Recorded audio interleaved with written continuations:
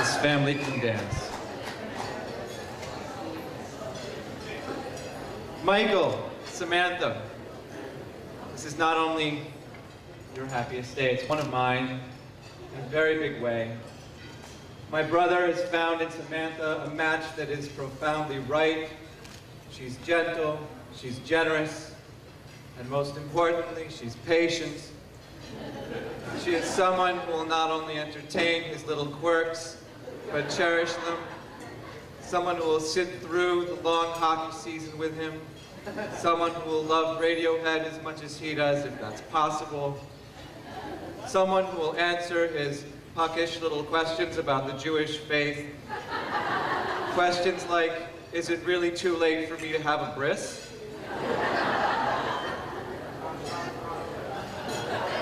It was an interesting childhood, wasn't it?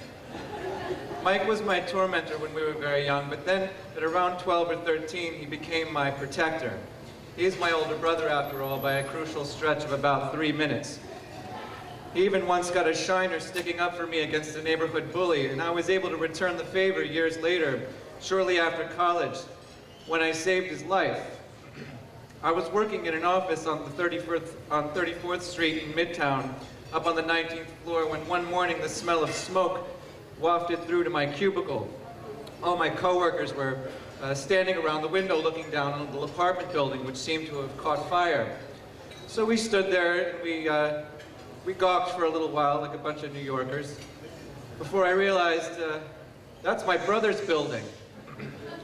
So without a second thought, I did what anyone would have done for his brethren, the most courageous act of my life. I got up and I ran to the telephone. I gave him a call.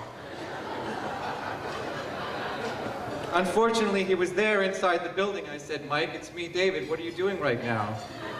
He said, oh, I was sleeping. And it was kind of like the late morning. And you know, I said, I think your building's on fire. And it was at that moment that his room actually filled up with smoke. And the place burned right to the ground. And he got out alive. And it's because of my resourcefulness and my cunning that he's here today. And the lesson this illustrates, which is very important, is that it's very important to call and stay in touch with your family. And, their house may be burning down, not even metaphorically. I'd like to address the Sirlins and just, ask the question. You are aware that Michael has a criminal record, right? I won't go into the details, just Google it, you'll find it in our local papers. He didn't do any hard time, it's just one of those things when you're young. Fire, again, was involved. He was just throwing a party, with a bonfire on school property after hours, which, according to the police, technically is trespassing and arson. He didn't burn down the school, and I'm pretty sure his record's been scrubbed being a juvenile at the time, so don't worry about it. But if Mike were ever arrested, and I'm sure it will happen again at some point, he won't need an attorney. He would have no problem talking his way out of it.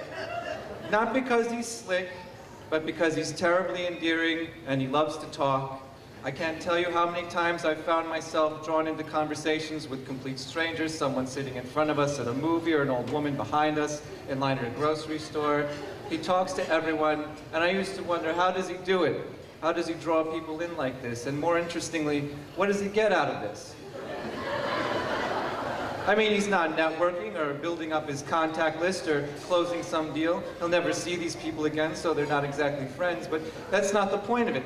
The point is that right now, in the present, they are the most important person in the world to him, and he is genuinely interested in them and their stories. That is what it feels like to talk to Mike. He makes you feel like the most important person in the world, and I can tell you as his brother that it is 100% sincere. It's a huge part of why people love to work with him, why his clients are here tonight, why his friends are here tonight, because they love to be near him. Mike has been talking his whole life, and it hasn't been without a purpose. he has been talking his way to Samantha, who on this day is, in fact, the most important person in his life. Let's all raise our glasses to Michael and say cheers to Rogers, to Sirlin, and to family. Mazel tov.